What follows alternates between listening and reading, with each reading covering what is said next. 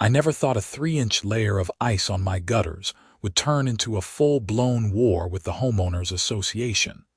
But here I was, standing in my driveway in Rochester, Minnesota, staring at a certified letter that threatened to fine me $500 if I didn't remove the ice within 48 hours.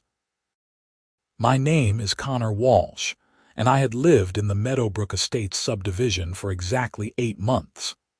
When my wife Sarah and I bought this 3-bedroom ranch house last spring, everything seemed perfect. The neighborhood was quiet, the schools were good, and the mortgage payment was manageable on my income as an IT consultant. Sarah worked as a dental hygienist at a clinic downtown, and we thought we had found our forever home.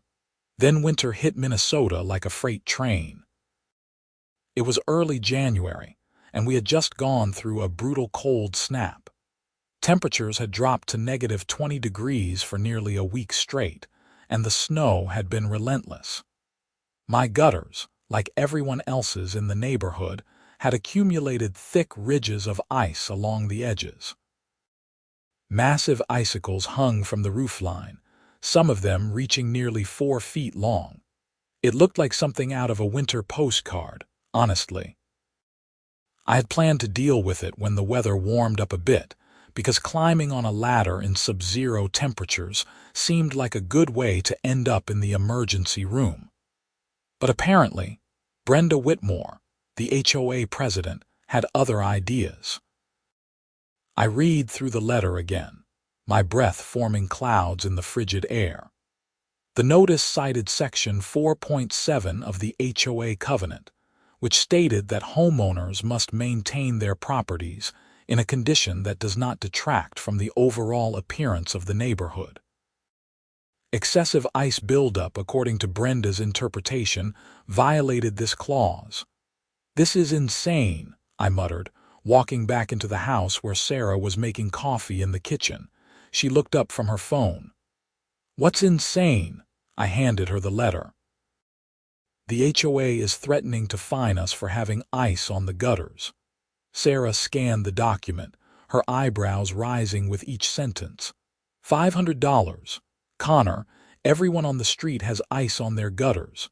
I drove home yesterday and counted at least 15 houses with icicles. I know. That's what makes this so ridiculous. Sarah set down her coffee mug with more force than necessary. "Did you see the Hendersons' house? Their icicles are touching the ground. Why aren't they getting fined?" That was an excellent question, and one I intended to ask Brenda directly. I pulled on my winter coat and trudged 3 houses down to the Whitmore residence, a sprawling 2-story colonial that looked like it belonged in a magazine spread. Every inch of their property was immaculate, even in the dead of winter. Not a single icicle hung from their gutters, which I now realized probably had heated gutter guards installed. I rang the doorbell and waited, shifting from foot to foot as the wind cut through my jeans.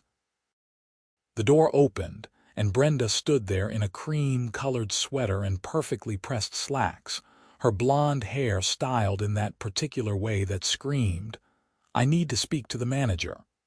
"Connor," she said, her voice clipped and professional. "I assume you received the violation notice." "I did, and I need to talk to you about it. Why am I being singled out when half the neighborhood has the same issue?" Brenda's expression didn't change. "Your property is particularly visible from the main entrance to the subdivision. The ice buildup creates an eyesore that reflects poorly on all of us. It's January in Minnesota. Ice happens. The covenants are quite clear about property maintenance standards." I took a deep breath, trying to keep my cool. "Brenda, it's negative 15 degrees outside. Do you really expect me to risk my life climbing on a roof to chip away ice? There are professionals you can hire. In fact, I have the number of a service we use." She produced a business card from seemingly nowhere and held it out to me. I took the card, glancing at it. "Premium Gutter Solutions," with a Rochester address. And how much does this service cost? I believe they charge around $300 for a standard home. So my options are to pay $300 to remove ice that will just come back with the next snowfall, or pay a $500 fine to the HOA. Those appear to be your options, yes. Brenda started to close the door. You have 48 hours, Connor. I'd hate to see this escalate. The door shut in my face, and I stood there for a moment, fury building in my chest. This wasn't about property values or neighborhood standards. This was about control. Brenda Whitmore wanted everyone to know that she ran this subdivision with an iron fist, and anyone who didn't fall in line would face the consequences. I walked back home, my mind racing. Sarah met me at the door, her expression hopeful. How'd it go? About as well as you'd expect. She suggested I hire a $300 service to fix a problem that nature created. Sarah's face fell.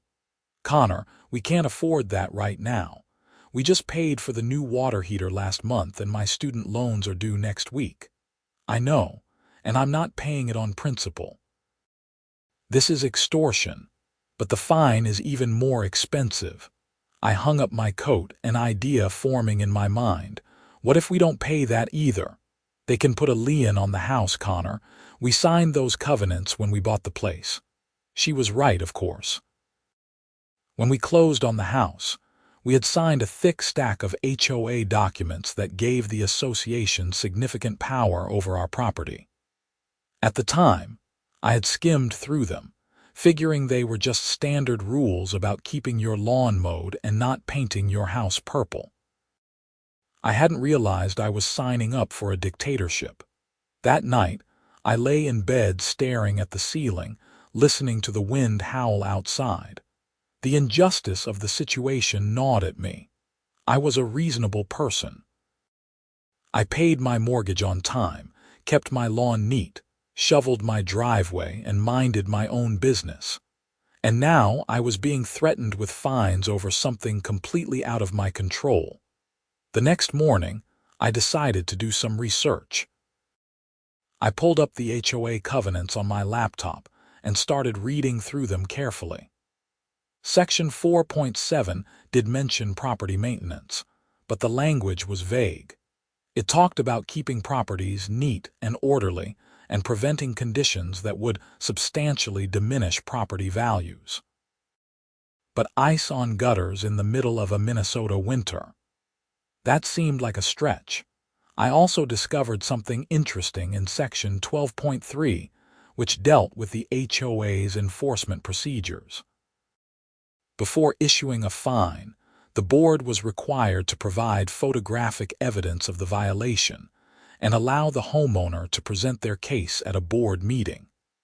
Brenda's letter had included a grainy photo of my house, but she hadn't mentioned anything about a hearing.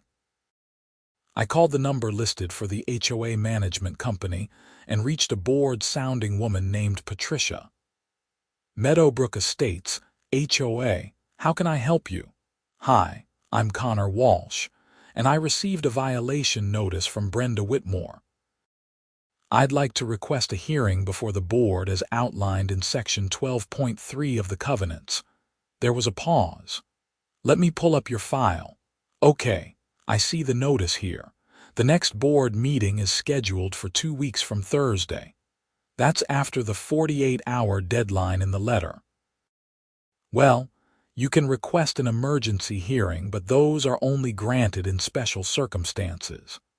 What qualifies as a special circumstance? Usually something like structural damage or a safety hazard. I glanced out my window at the icicles hanging from my gutters. What if I argued that removing the ice in these temperatures would create a safety hazard for me? Patricia sighed. Sir, I just schedule the meetings. You'd need to make that argument to the board. Fine.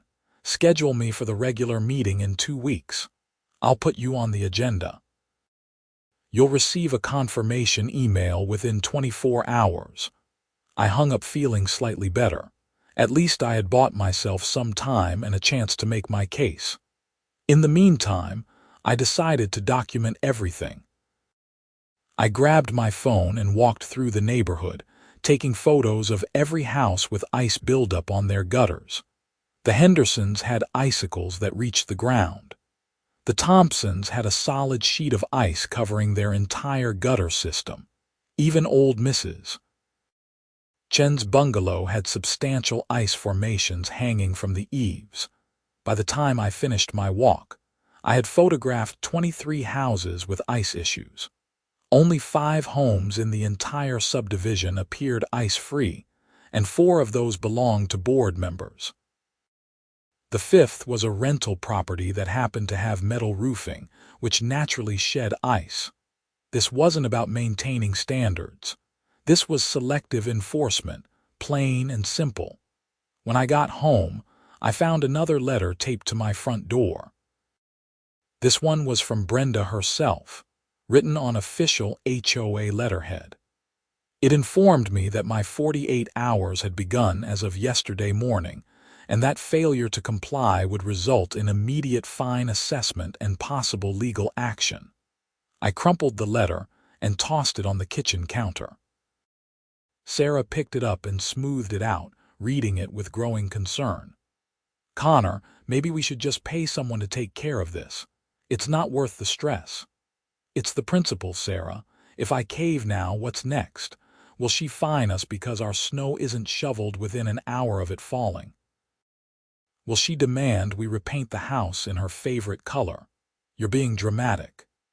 "Am I? Did you read Section 8.4? The board can levy fines up to $1,000 per violation. And Section 8.5 says repeated violations can result in legal action to force the sale of the property." Sarah's face went pale. "They can make us sell our house. If we rack up enough violations, apparently yes. This is serious, Sarah. This is our home, and Brenda Whitmore thinks she owns it."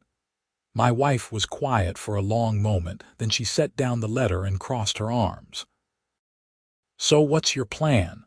"I'm going to that board meeting in 2 weeks.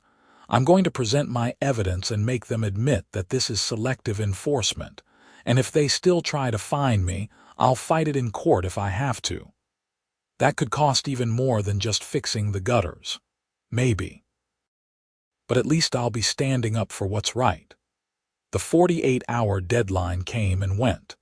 I didn't hire anyone to remove the ice, and I certainly didn't climb up there myself to risk life and limb in sub-zero temperatures. On the 3rd day, another letter arrived, this time officially assessing the $500 fine and adding a $100 administrative fee. I was also informed that I had 30 days to pay or the HOA would file a lien against my property. I photographed the letter and added it to my growing file of documentation. I also started researching Minnesota HOA law and discovered that homeowners associations were required to act reasonably and in good faith. Selective enforcement and arbitrary rule application could be challenged in court. But here's where things took an interesting turn. That weekend, we got hit with another major snowstorm. Nearly 18 inches fell in a 24-hour period, and the temperatures dropped even further. The entire city basically shut down. Schools closed, businesses sent people home early, and the roads became treacherous ice rinks, and my gutters accumulated even more ice. The icicles grew longer and thicker, creating dramatic frozen waterfalls along the roofline. It actually looked kind of beautiful in a dangerous, natural disaster sort of way. I was shoveling my driveway on Sunday afternoon when I noticed Brenda marching down the street toward my house. She was bundled up in a designer parka, her face red from cold and anger. "Connor Walsh, this is unacceptable," she shouted before she even reached my property line. I leaned on my shovel. "Good afternoon, Brenda. Lovely weather we're having. Don't be cute. Your gutters are worse than ever. The ice is now hanging over the sidewalk, which creates a liability issue." I glanced up. She wasn't wrong. Several of the longer icicles did extend slightly over the public sidewalk. So does half the neighborhood. Take a walk around and look.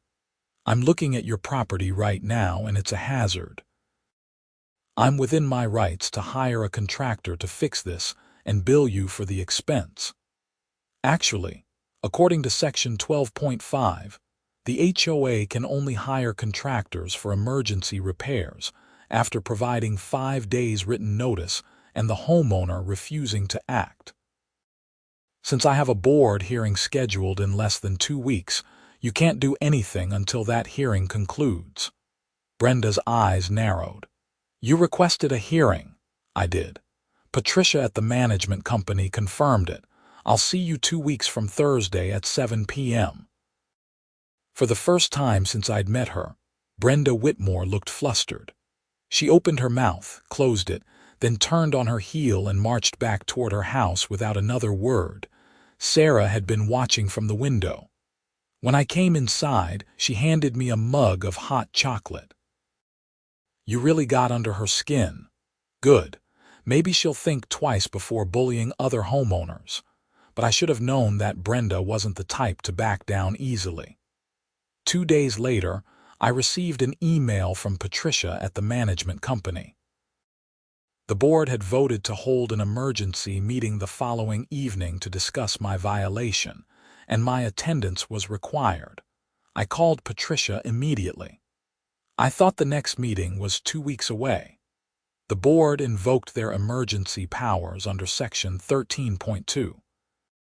They believe your property presents an immediate safety hazard. That's ridiculous.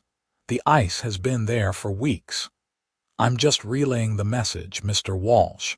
The meeting is tomorrow at 7 p.m. at the community center. If you don't attend, the board will proceed without your input. I showed up to that meeting loaded for bear. I had printed copies of all my photographs, highlighted sections of the covenants, and even researched Minnesota case law on HOA enforcement. The community center meeting room was small and cold, with fluorescent lights that flickered ominously overhead.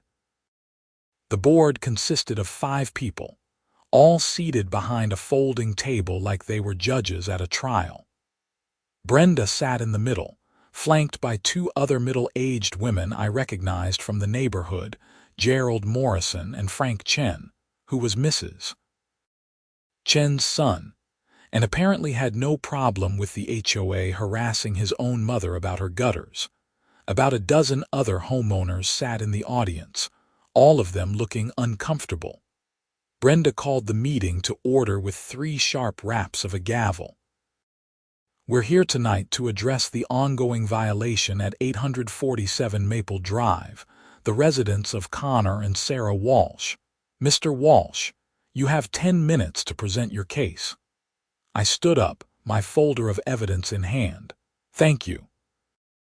I want to start by pointing out that this enforcement is selective and arbitrary. I've documented 23 properties in this subdivision with ice buildup on their gutters, including homes belonging to board members. I passed around the printed photographs. Brenda barely glanced at them. The severity of your violation exceeds that of other properties. Based on what metric? I measured the icicles on my roof. The longest is 43 inches. The Hendersons have icicles that are over 60 inches long. The Thompsons have a complete ice dam that's causing water to back up under their shingles, which is actual structural damage. Gerald Morrison cleared his throat.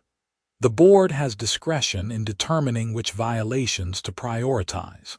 Discretion is one thing.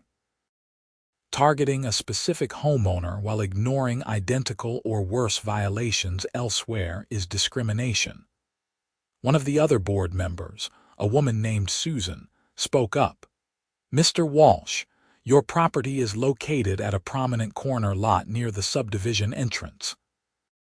It's naturally going to receive more scrutiny.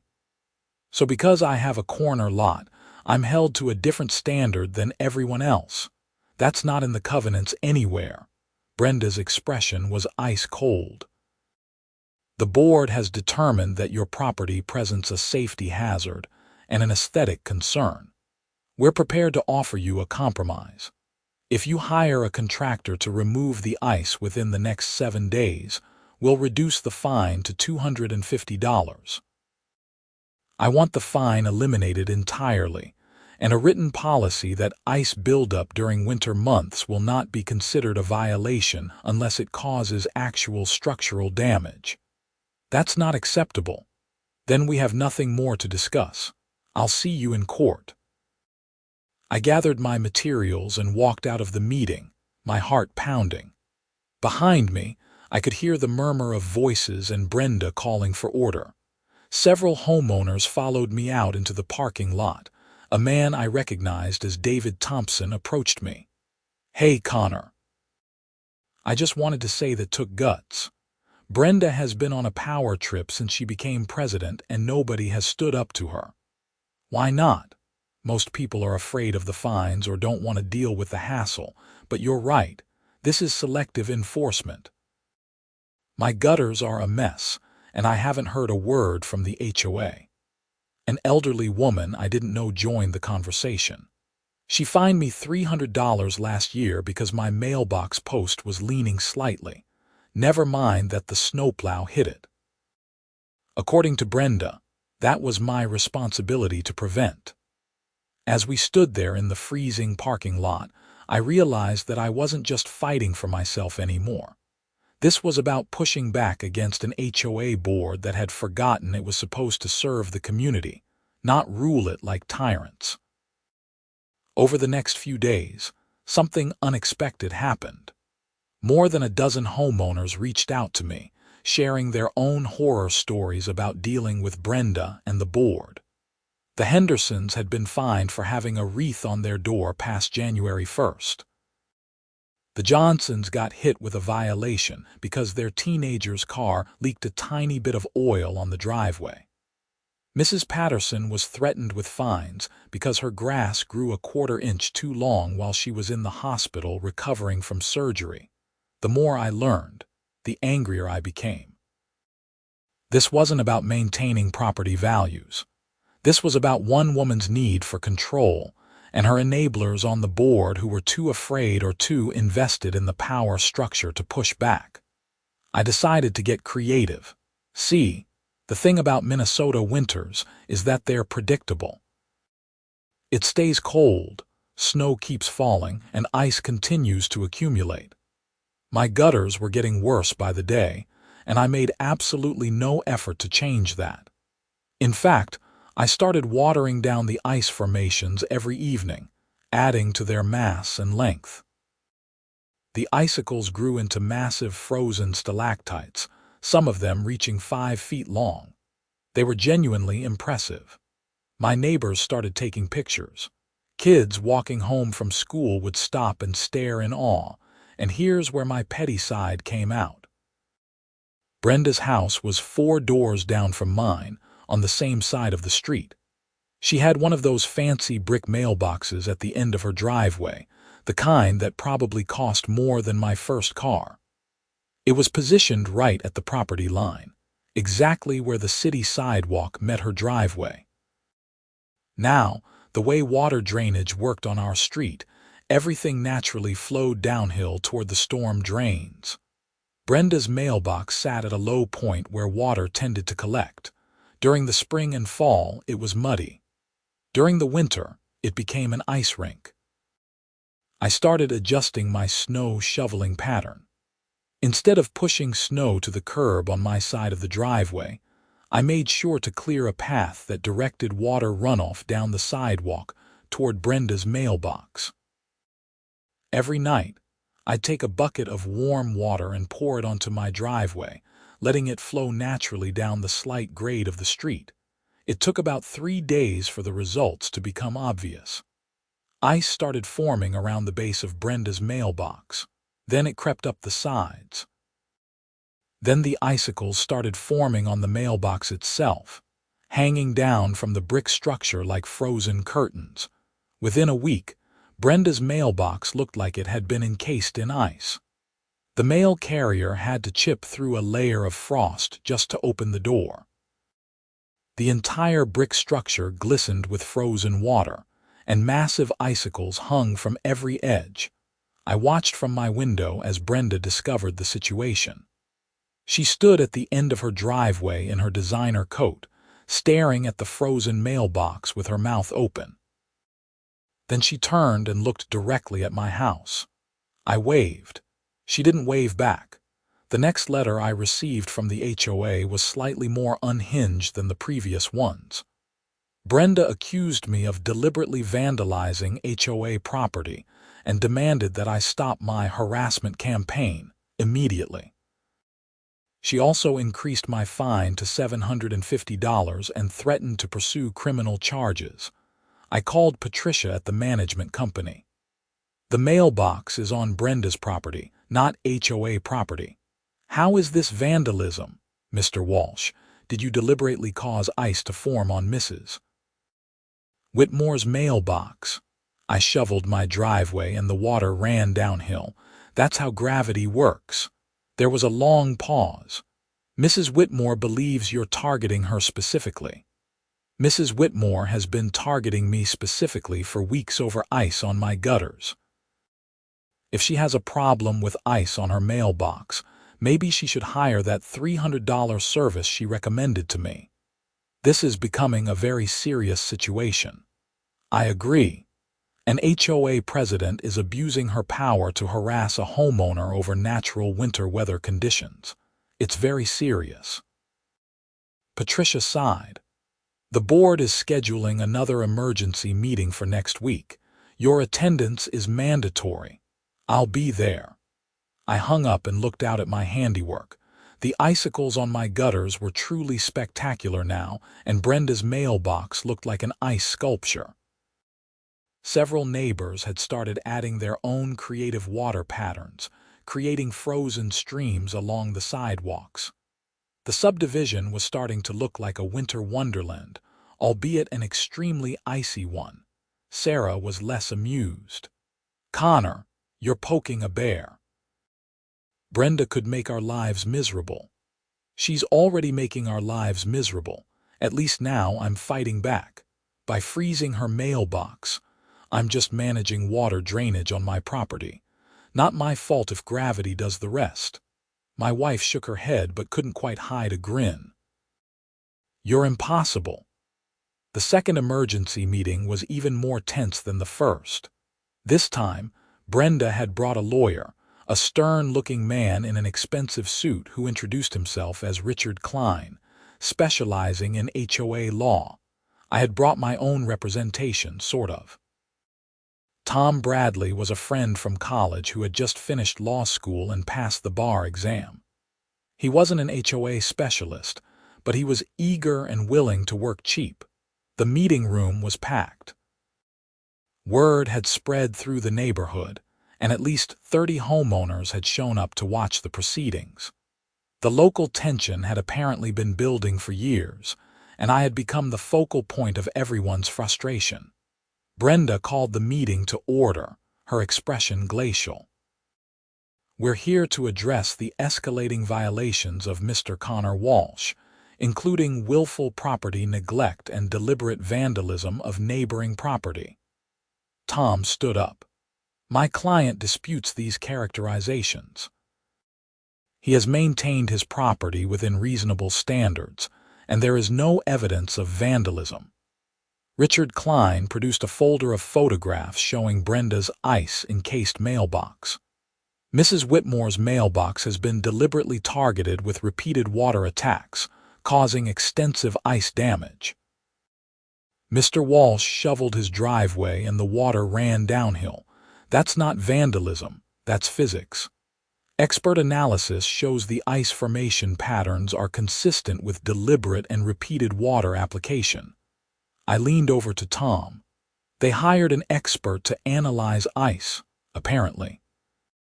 The meeting devolved into a back and forth between the lawyers while the board sat looking increasingly uncomfortable. Several audience members started asking pointed questions about why other ice violations weren't being addressed, and why the board seemed focused solely on harassing one homeowner. David Thompson stood up. I've lived here for 12 years, and I've never seen the board act this aggressively over a winter weather issue. This is clearly personal. Susan, one of the board members, shifted uncomfortably. We're simply enforcing the covenants. Selectively, someone else called out. Why haven't you fined anyone else? Another voice added. Brenda slammed her gavel down. Order! This meeting is to address Mr. Walsh's violations, not to litigate the board's enforcement policies. Maybe it should be, David shot back. Maybe we should be talking about removing board members who abuse their authority. That caused an uproar. Homeowners started arguing with each other, some defending the board, most criticizing it.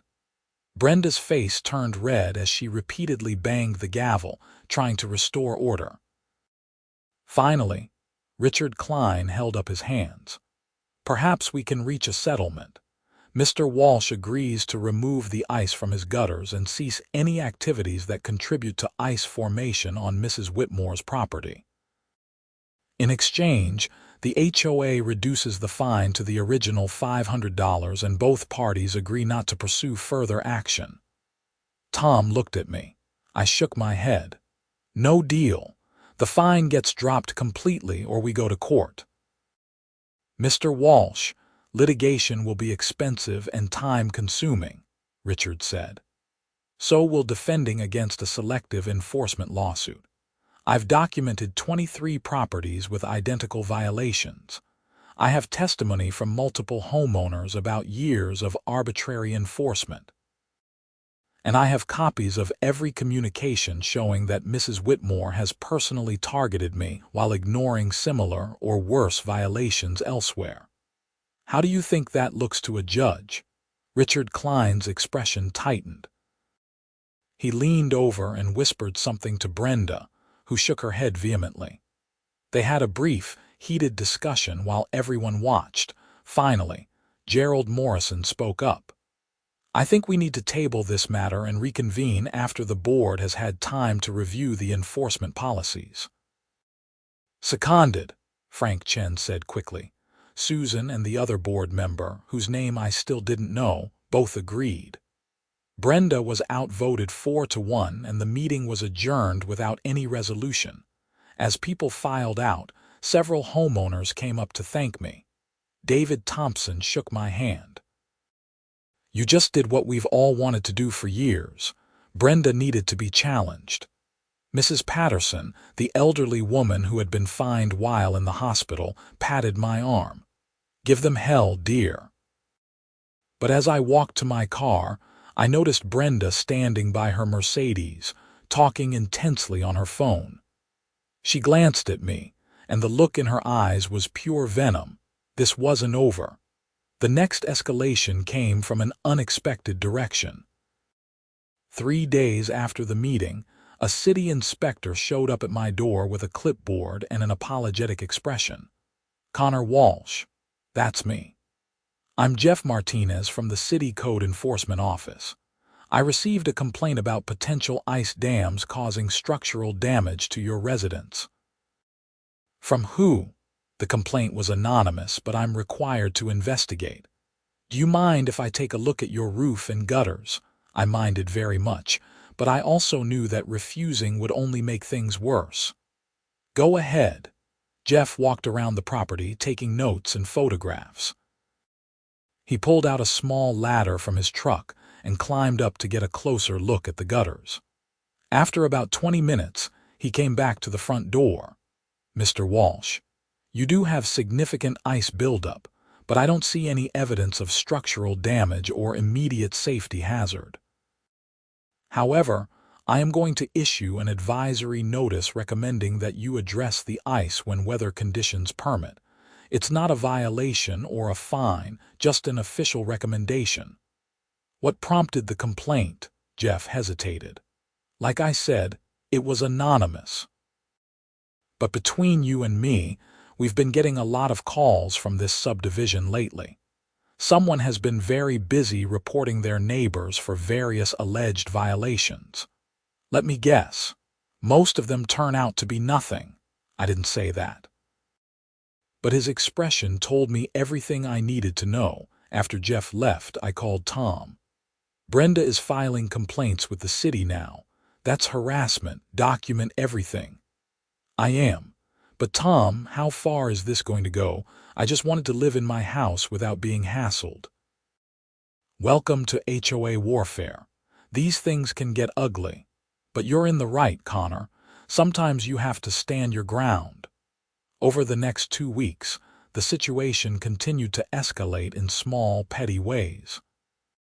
The HOA sent me violation notices about my garbage cans being visible from the street, even though I put them out on trash day just like everyone else. I got cited for having an unapproved door wreath. Someone filed a complaint that my car was parked too close to the sidewalk, even though it was in my own driveway. And through it all, the ice continued to grow. My gutters were now sporting icicles that reached the ground. Brenda's mailbox looked like it belonged in Antarctica.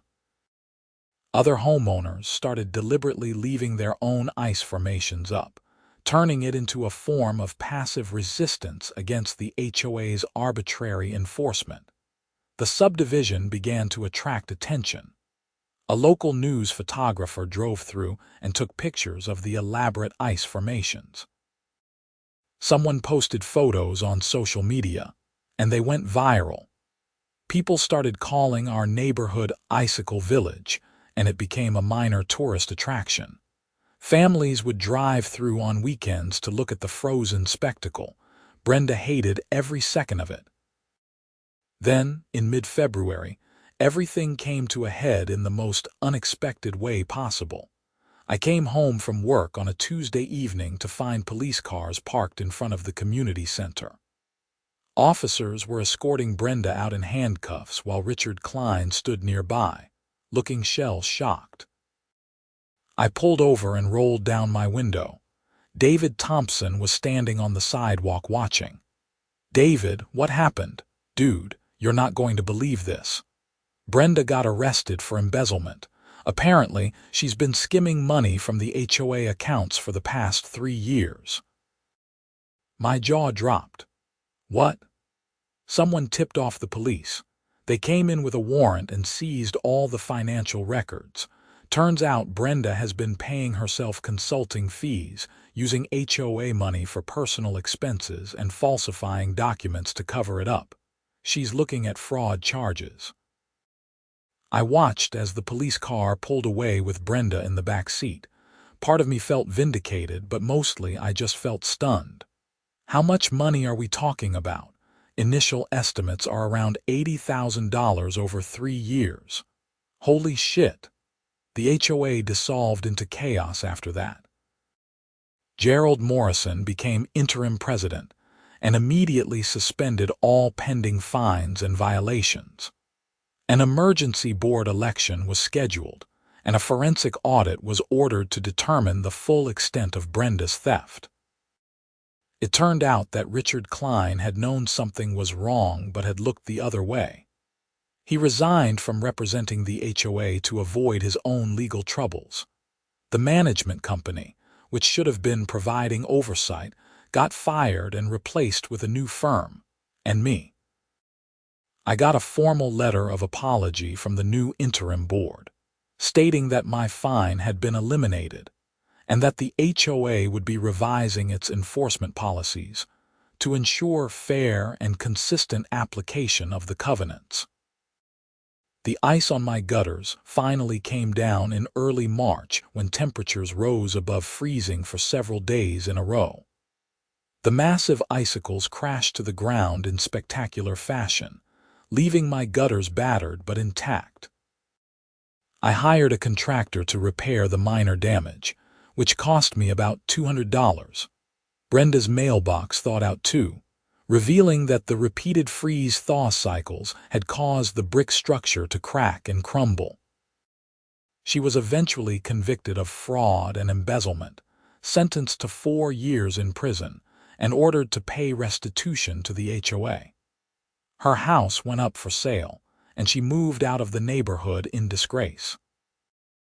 The new board, elected in April, was composed of reasonable people who actually wanted to serve the community rather than rule it. They implemented clear, written enforcement policies with objective standards. Violations were addressed fairly across all properties, and fines were reserved for genuine issues that affected safety or caused actual harm. David Thompson became the new president. His first act was to organize a neighborhood meeting where homeowners could voice concerns and suggestions. The atmosphere was completely different from the toxic meetings under Brenda's reign. As for me, I learned an important lesson about HOAs and standing up for yourself. Would it have been easier to just pay someone to remove the ice and avoid the whole conflict?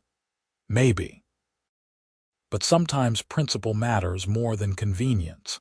Sometimes you have to push back against petty tyrants, even when it's uncomfortable. Sarah and I still live in the Meadowbrook Estates subdivision. We actually like it now that the HOA functions the way it's supposed to. We've made good friends with our neighbors, bonded through the shared experience of surviving Brenda's reign of terror.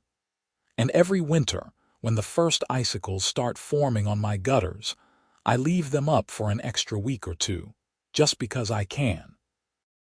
It's a small act of defiance, a reminder that this is my home, and no overzealous HOA president is going to bully me into submission. The incident became legendary in our neighborhood. New residents hear the story when they move in, usually told with embellishments about icicles the size of telephone poles and mailboxes frozen solid like ice sculptures. The truth was dramatic enough without exaggeration, but I don't mind the mythology that's grown up around it. Tom Bradley, my lawyer friend, ended up specializing in HOA law after our case. He says that selective enforcement is one of the most common abuses he sees, and he's successfully represented dozens of homeowners against overreaching boards. He always tells them about the time I fought back with Icicles, and won. The forensic audit of the HOA finances revealed that Brenda had been even more brazen than initially thought. She had hired her brother-in-law's company for maintenance work at inflated prices, taking kickbacks. She had charged the HOA for fake legal consultations. She had even used HOA funds to pay for a vacation to Hawaii, disguising it as a community management conference. The total amount embezzled was over $120,000. Her husband claimed he knew nothing about it and filed for divorce while she was awaiting trial. Their house sold for a loss, and every penny went to restitution.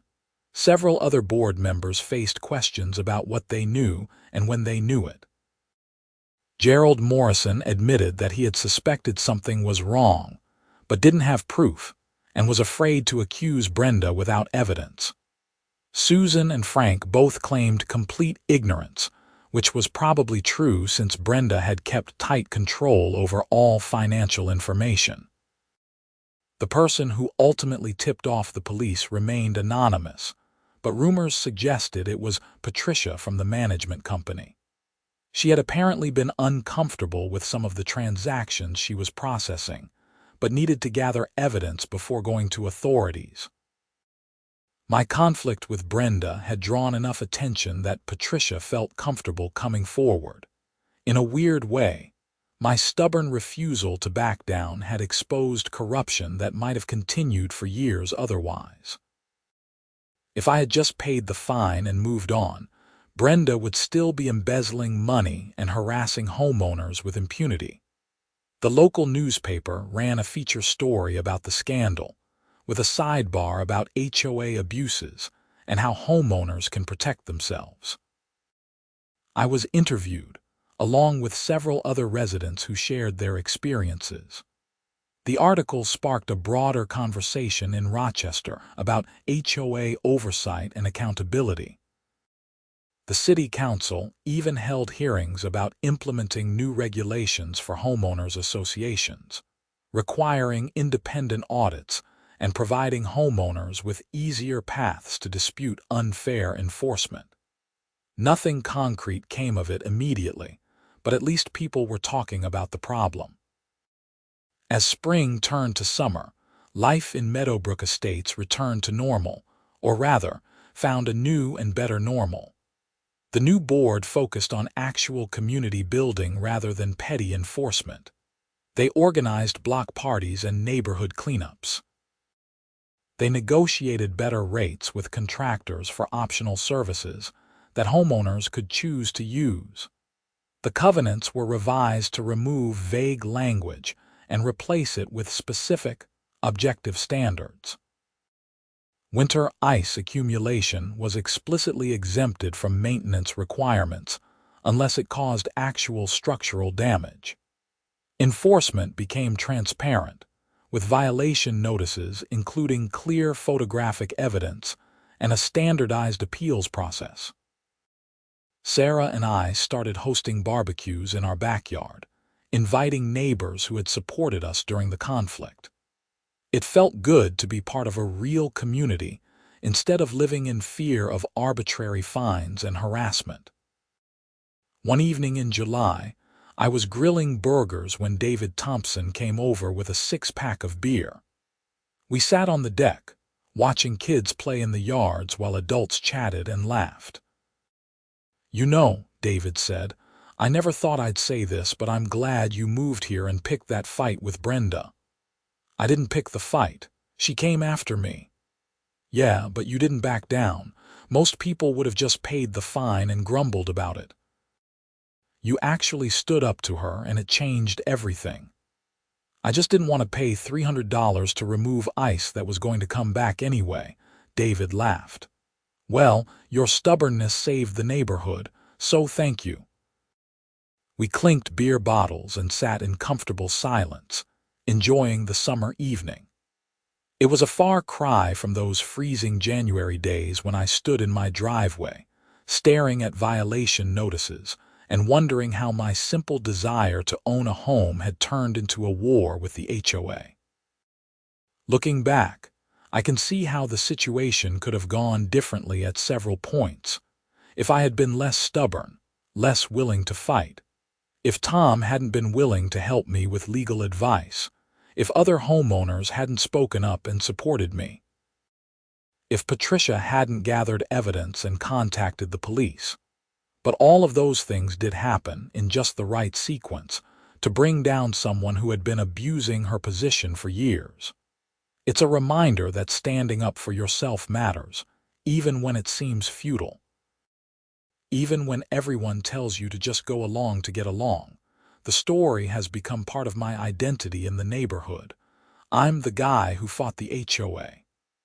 Parents point me out to their kids as an example of standing up to bullies. New residents seek me out for advice about dealing with the board, though these days that's rarely necessary. My gutters are fine, by the way. I had them professionally cleaned and inspected after the winter ice finally melted. The contractor said they were in good shape, all things considered. I also invested in some gutter guards to help prevent future ice dams, though I made sure to get a different company than the one Brenda had recommended. Every time I pull into my driveway and see my house, I feel a sense of ownership that goes beyond just having my name on the deed. This is my home because I fought for it. I didn't let anyone push me around or make me feel like I was just renting space in someone else's kingdom. And whenever I see the spot where Brenda's fancy mailbox used to be, now replaced with a simple metal post by the new owners, I can't help but grin a little. That ice-covered mailbox was petty, sure, but it was also a symbol. Sometimes you have to fight fire with ice. The experience taught me a lot about homeowners associations, community dynamics, and the importance of checks and balances in any organization with power. HOAs serve a legitimate purpose in maintaining property values and managing shared resources. But without proper oversight, transparency, and accountability, They can easily become vehicles for petty tyrants to exercise control over their neighbors. I've since become something of an advocate for HOA reform. I attend city council meetings when the topic comes up. I advise friends who are house hunting about what to look for in HOA covenants and board structures. I've even helped a couple of people in other subdivisions challenge unfair enforcement. The legal battle never happened, ultimately. Once Brenda was arrested and the board dissolved, there was no one left to pursue the fines against me. The new board officially rescinded all pending violations and started fresh with a clean slate. Tom still jokes that he was prepared to take the case all the way to the Minnesota Supreme Court if necessary, arguing that natural ice formation in winter cannot constitute a property maintenance violation. It would have been a landmark case in HOA law, but we'll never know how it would have turned out. Sometimes Sarah asks me if I regret how things went down, if I wish I had just paid someone to remove the ice and avoided all the drama. The honest answer is no. Yes, it was stressful. Yes, it consumed months of my life. Yes, there were moments when I lay awake at night wondering if I was being stubborn to the point of stupidity. But I don't regret standing up for myself. I don't regret exposing corruption and abuse of power. I don't regret helping to create positive change in my community. And I definitely don't regret turning Brenda's mailbox into an ice sculpture, even if it was petty. The whole experience reinforced my belief that ordinary people have more power than they think. One person willing to stand up and say, "This isn't right," can inspire others to do the same. One person refusing to be bullied can expose systemic problems that everyone else has been tolerating. As I write this, it's early January again, almost exactly a year since I received that first violation notice. There's ice on my gutters because it's Minnesota in winter and that's what happens. But this year, no one is threatening to fine me. No one is measuring my icicles or comparing them to my neighbors. The HOA is functioning the way it should, addressing real issues while leaving homeowners alone to enjoy their properties. And Brenda Whitmore is in prison, where she has another 3 years to think about how her need for control and her willingness to steal from her neighbors led to her downfall. I don't take any pleasure in her incarceration, but I do think justice was served. The neighborhood kids still talk about the ice winter, as they call it, when the whole subdivision looked like a frozen wonderland, and the mean HOA lady got arrested. It's become a local legend, the kind of story that will probably be told and retold for years, with details changing and growing more exaggerated with each telling. But I know the truth. I know it started with one stubborn guy who refused to pay an unfair fine for having ice on his gutters in the middle of winter. I know it continued with petty revenge in the form of ice on a mailbox. And I know it ended with a corrupt HOA president in handcuffs and a neighborhood transformed. Last week, I got a letter from the HOA. My heart actually skipped a beat when I saw the return address, old instincts kicking in, but it wasn't a violation notice. It was an invitation to join the Architectural Review Committee, helping to review and approve home improvement projects in a fair and reasonable way. I accepted. Someone needs to make sure the board stays on track and remembers who they're supposed to serve. Someone needs to be the voice saying, "Is this really necessary?" When overzealous enforcement rears its head again, because it will. That's human nature. But for now, things are good. My gutters have ice on them, my mailbox is fine, and my relationship with my HOA is actually positive. I'm not at war with my neighbors or living in fear of arbitrary fines. And when spring comes and the ice melts away, I'll clean my gutters like a responsible homeowner. Not because someone threatened to fine me, but because it's the right thing to do for my property. That's the difference. That's what changed. And that's why standing up to Brenda Whitmore, fighting back with icicles and stubbornness, was worth every stressful moment. Sometimes you have to be willing to let the icicles grow, even when everyone tells you to back down. Sometimes that's exactly what the situation needs. And sometimes, if you're lucky, those icicles will bring down more than just themselves when they finally fall. They'll bring down the corrupt systems and petty tyrants that need to be exposed. I never thought ice on my gutters would teach me so much about justice, community, and standing up for what's right. But here we are, 1 year later, and I'm a different person living in a different neighborhood, even though nothing physical has changed, except who runs the HOA. That's the power of resistance. That's the importance of not backing down when you know you're right. And that's the story of how I fought my HOA with icicles and won.